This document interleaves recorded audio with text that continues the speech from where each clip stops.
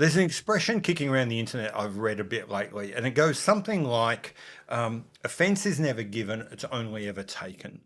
I don't know who said that first. Some people attribute it to Ricky Gervais. Sounds like the sort of thing he'd say. Maybe he did, maybe he didn't, doesn't really matter. And like most of these things, it's sometimes true and it's sometimes not. But I've been thinking about that idea that quite often people say one thing and it's meant to be fairly innocuous and not meant to be harmful. But when we hear it and put it in our context, we are the ones who then turn that into something offensive. Been thinking about that idea a lot in the aftermath of some comments from Thierry Stern, president of Patek, in defense of his baby, the Cubitus. Anyway, let's get into this a little bit more after the intro.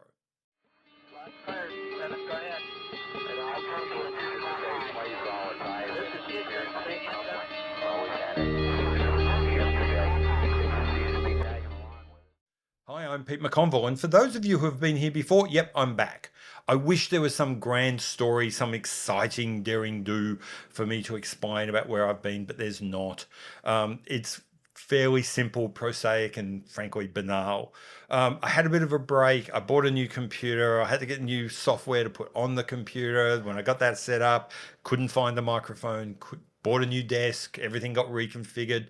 Next thing you know, 6 months has gone past. Anyway, I'm back now. I've got everything set up. Hopefully this will work, and hopefully you'll see me fairly regularly from now on, back on your screens, for better or worse.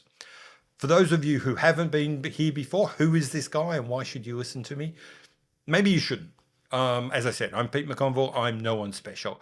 I sit in my upstairs bedroom, overthinking, overanalyzing, just geeking out on watches far too much to be healthy, and then doing it here on video. And I invite you to stick with me, comment. We'll discuss things in the comments below, that sort of stuff. If that sounds like something you're interested in, stick around. We'll see how we go. Okay, I'm not going to go into the whole Cubitus thing. For those of you, a really, really quick summary. Patek Phillipe, one of the oldest and most storied brands of, in fact, in all of the watch community, released its first all-new collection in 20 years with a huge marketing push behind it, and the universe went, meh. And that was probably the best response. Probably the best response that Thierry got from most people was, no, it's okay. It's fine. It's probably a little bit lazy. Probably didn't quite deserve the build-up, but yeah, it'll be okay. As I said, that was the best. At the worst, there are people who hate it, who really hate this watch.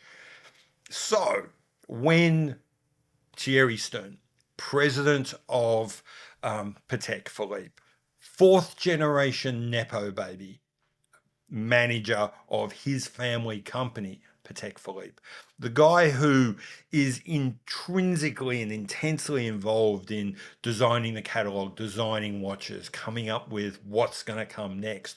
When his baby was met with this storm of meh, who cares, at best, and at worst, people reaching for pitchforks and flaming torches and saying, kill this thing with fire, he responded. He responded a lot. He was all over the place for a couple of days, saying a lot of things. In general, our response to Thierry's defenses were kind of amused. But there was one thing he said that got the watch community, that really did bunch our panties up and make us get very upset. I'm going to paraphrase. I'll try and find the actual quote and put it up on the screen. But it was something along the lines of, all the haters are people that have never bought a Patek and will never bought a Patek, so I don't particularly care what you think. Like I said, that's probably a paraphrase, and I'll try and get the actual quote on the screen. And the world went nuts. The world just said this was beyond the pale. This is the sort of thing you don't say. This is the sort of thing that is deeply offensive, that is going to alienate all sorts of future Patek buyers. And I found myself thinking, that's a load of bullshit. He didn't say anything offensive. He didn't say anything upsetting. He simply basically said the truth. The people that are turning that into something offensive is us. And that we are finding it offensive says very little about Thierry Stern and says an awful lot about us. So let's go back a bit and I'll say, think about, where is Thierry Stern coming from when he says, you know, basically, I make watches for the kinds of people who buy my watches. And if you're not the kind of person who buys my watch, you're probably not going to like this. So I don't care what you think. That's basically what he said. And what's wrong with that? I mean, Patek is a relatively small company, makes a shit ton of money, but doesn't make an awful lot of watches. Makes about 50,000 watches a year. Boil all that down, by the time the Cubitus comes out, it's probably going to be selling 5,000 to 6,000 watches a year in that line. So he needs to find 5,000 to 6,000 people out of the 8 billion people on the planet who will buy one of these watches every year. The vast majority of those will inevitably be people who have already bought Pateks, who are already in that zone.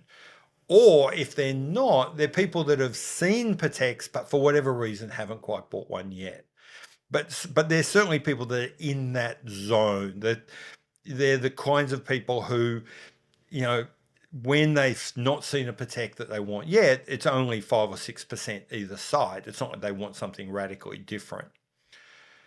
So in that world, Thierry Stern, rightly or wrongly, poorly or not poorly, has sat down and said, as someone raised in this community, I've got a fairly good idea of what someone who is likely to buy a Patek wants, as opposed to the person who's likely to buy an AP, or who's likely to buy a Vacheron, who's likely to buy a Lange, or potentially wants to go to like an indie, like Recepi or those guys. He's banking that he's got an idea of who a Patek buyer is compared to all of those other luxury items. And then he's saying within that group, I'm pretty confident that I've made a product that group wants. And if you're the kind of person who would normally buy an AP, or you're the kind of person who would otherwise be thinking about buying a Lange, you're not my customer, because I'm not really angling for you. I'm angling for the person who's already buying a Patek or is a couple of percent either side.